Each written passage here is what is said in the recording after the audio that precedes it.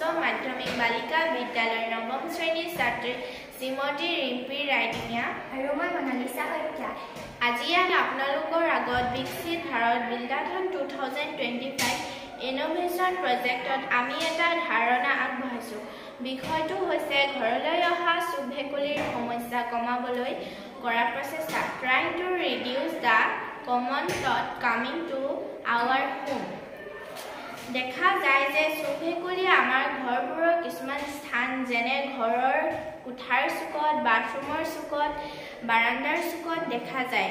ইহঁতে দুৱাৰ ফাঁকেদি বা খিৰিকীৰ ফাঁকেৰে সোমাই আহি ঘৰৰ ভিতৰত থকা ফুলৰ টাবত স্থায়ীভাৱে বাস কৰে।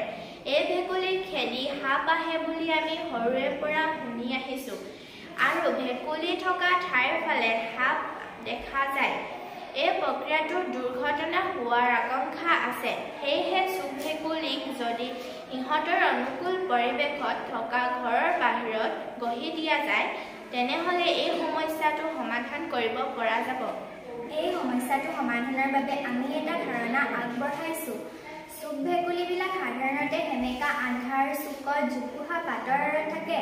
ঘৰৰ ভিতৰত সিহঁতৰ সেই পৰিৱেশ আঁতৰাই আনি আমি ঘৰৰ বাহিৰত সেই পৰিৱেশ দিব লাগিব।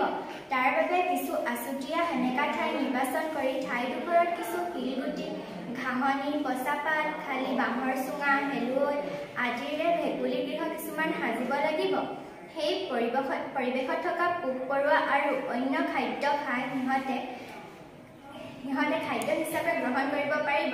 যিহেতু কিছুমান সাপে ভেকুলীক খাদ্য হিচাপে গ্ৰহণ কৰে, ফলত সাপৰ সংখ্যা বাঢ়ি পৰিস্থিতি তন্ত্ৰত কুপ্ৰভাৱ পৰিব।